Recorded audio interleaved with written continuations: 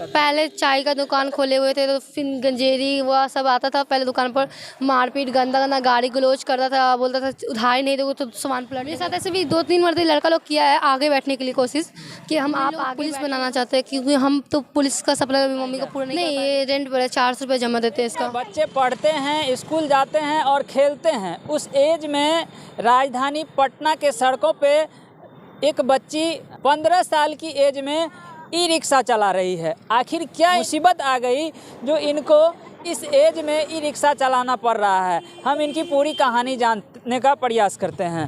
क्या नाम हुआ? ज्योति। ज्योति, आखिर तुमको इस एज में पढ़ाई करना चाहिए था और खेलना था, जो एज में जो है तुम ई रिक्शा चला रही हो, आखिर ऐसा क्या मजबूरी है तुम्हारी? पढ़ाई लिखाई एज में करेंगे तो मम्मी तो नहीं है मेरी। अच्छा। भाई बहन छोटे छोटे है, तो उन लोगों को देखने के चलते हम अपना पढ़ाई लिखाई सब छोड़ छाड़ दिए हवा निकालने चलाने के लिए। और पापा है तो पी के मारा पीट करते रहते हैं, सबसे झगड़ते रहते हैं, हमसे गाली गलौज बहुत करते रहते हैं। तो इसीलिए पापा से अलग रहते हैं अपना, मतलब वही पापा ही रहते हैं। दूसरा रूम बना हुआ झोपड़ी है तो वहाँ अलग में रहते हैं पापा। अच्छा, तुम भाई बहन को पढ़ाने के लिए जो है ई रिक्शा चला रही हो। तुम कहाँ तक पढ़ाई लिखाई? हम 8 क्लास तक पढ़े हुए हैं। 8 क्लास तक पढ़ी हुई। मम्मी को क्या हुआ था? मेरी मम्मी का टीबी का बीमारी था और उसमें पापा मारपीट, खाना हुआ में नमक पानी बहुत सारा डालने का, इसीलिए मेरी मम्मी दिन पर दिन और बीमार होती गई। तो फिर उसका अचानक एक दिन फिर हॉस्पिटल सीरियस हो गई तो हॉस्पिटल ले जाना था, तो फिर और तबीयत ख़राब हो गई। तो उस दिन इलाज नहीं कर पाया तो बहुत कुछ हो गया। अच्छा। इसीलिए मेरी मम्मी का देहांत हो गया। अच्छा, पापा घर को नहीं चलाते हैं? पापा पैसा वैसा नहीं देते हैं? नहीं देते हम। क्यों? पापा क्या करते हैं? मेरे पापा शराब करते हैं, नशा करते हैं। तुम जो कमाती हो भर दिन में, तो ये ई रिक्शा तुम्हारा अपना है क्या? नहीं, ये रेंट पर है, 400 रुपये जमा देते हैं इसका। मतलब 400 रुपया, चाहे इससे इनकम हो या ना हो, 400 रुपया रिक्शा वाले को देना है। उसके बाद जो पैसे बचता है उससे घर को चलाती है। हाँ।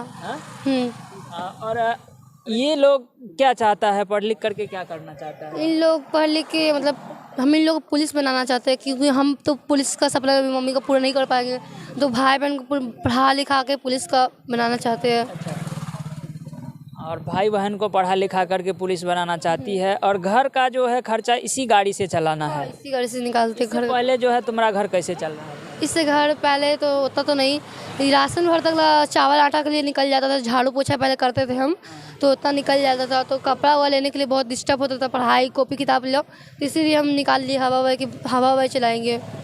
अच्छा, तुम हवाई को ही क्यों मतलब चलाने का के लिए सोची? और भी तो दूसरा कोई काम हो सकता था। पहले चाय का दुकान खोले हुए थे, तो फिर गंजेरी वह सब आता था। पहले दुकान पर मारपीट, गंदा गंदा गाली गलौज करता था, बोलता था उधार नहीं दोगे तो सामान पलट देंगे। फिर उसके बाद वो भी हटाए, तो फिर उसके बाद कच्ची का दुकान खोले, कचरी का, तो उसमें भी ऐसे ही करने लगा, नौटंकी मारपीट झगड़ा हुआ, गंदा गंदा गाली गलौज करने लगा सब।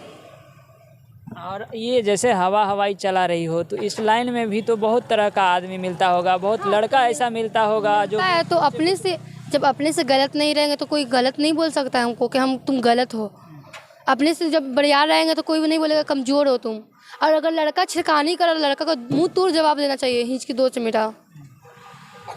मेरे साथ ऐसे भी 2-3 मरतबे लड़का लोग किया है आगे बैठने के लिए कोशिश कि हम आप आगे बैठेंगे, हम आगे बैठेंगे। हम बोले कि आप लेडीज़ 2 को बैठी हुई तो उसको हम आगे बैठा लेते हैं, आप बैठ जाइए पीछे। इसलिए जब बात में झगड़ा हो गया, हम बोले सुनिए आपको बैठना नहीं, हमको सवाल हमको नहीं कमाना है, आप उतर जाइए प्लीज़, बात मानिए, नहीं तो आपको 112 पर हम फ़ोन करके पुलिस को बुला देंगे। के पास इतना नॉलेज कहाँ से आ रहा है?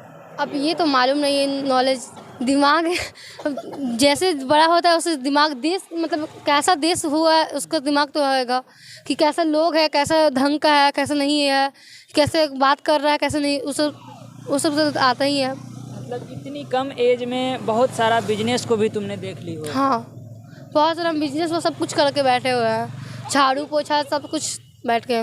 लेकिन अंत में ई रिक्शा लेके रोड पे आना पड़ा। हाँ, ये रोड पर आना पड़ा। लग रहा है ई रिक्शा से अब घर परिवार अच्छा से चल रहा है? हाँ, चल रहा है मेरा घर पर अच्छा से।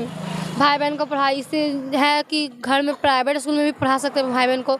मेरा भाई जिद कर रहा था प्राइवेट स्कूल में पढ़ने के लिए, तो हम बोले ठीक है रुको 10-15 दिन हम एडमिशन करवाते हैं।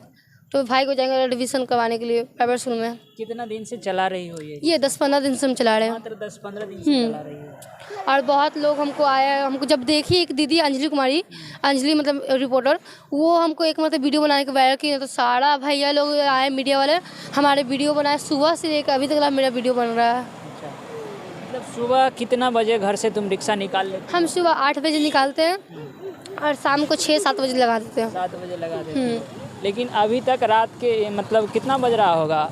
7-8 बज रहा होगा। 8 बजे तक तुम अभी सड़क पे हो। इसके बाद घर जाएगी तो तुम्हारा घर में क्या क्या काम है? घर में काम नहीं, घर बाहर से खाना किन के लाते हैं, तो घर में खाते पीते अपना सो जाते हैं। खाना घर में नहीं बनाती हो? नहीं, पापा है तो बर्तन हुआ सब छीन छान लिए, गैस हुआ मतलब सब कुछ छीन छान लिए, तो इसीलिए अपना घर पर बनाते, बाहर से लाते हैं खाते हैं। मतलब घर में पापा बर्तन तक छीन लिए हैं और खाना भी खरीद के लाना पड़ता है। अगर दोपहर में तुम नहीं रहती हो तो ये तुम्हारा भाई लोग है, बहन है, ये लोग कहाँ से खाती है? स्कूल जाता है तो स्कूल में तो सरकारी स्कूल में खाना मिलता ही है। सुबह में इन लोग को भले ला के खिला देते हैं और सांझ को भले सुबह भले क्या बोलते हैं दोपहर में तो मिल ही जाता, फिर सांझ को आते तो कुछ मतलब कुछ अंडा रोल जाए, कुछ खाना हुआ खा ले, फिर रात को खाना हुआ लाते हैं किनते हैं। इतनी कम एज में इतनी बड़ी जिम्मेवारी लेके कैसे तुम चल रही हो? अब भाई बहन का खुशी में मेरा खुशी है। अच्छा, अब ये लोग खुश है तो मैं भी खुश हूँ। भाई बहन सपोर्ट कर रहा है तुम्हें? हाँ हाँ कर रहा है। आगे जो इस वीडियो को देख रहा होगा उनको क्या कहना चाहिए? हम उनको यही कहना चाहते कि आगे भले मेरा हेल्प करे और मेरा मदद करे, और ऐसे और कोई भी लड़की बेटा ऐसे जात की कि गरीबी है, ऐसा घर में उसका दिक्कत है, उन लोग को भी हेल्प करें आप लोग। वो हेल्प करें जो लड़की मतलब अपने आप पे, या जो कोई लड़का भी है इस एज में जो खुद के पैर पे खड़ा होना नहीं चाहता है, कोई दूसरा गलत रास्ता धर लेता है, चोरी चपाटी इधर उधर करके जीना चाहता है, लड़की भी गलत काम में चल जाती है, उन लोगों से क्या कहना चाहिए? हम उन लोग से कहना चाहेंगे गलत काम मत करो, पैर हाथ भगवान दिया है, मेहनत करो और खाओ, और समाज भी तुमको बोलेगा कि हाँ तुम मेहनत करके खा रही हो, ये नहीं कि गलत काम करके खा रही हो। समाज भी तुमको सपोर्ट करेगा कि हाँ ये लड़की मेहनत करके खा रही है दिन रात।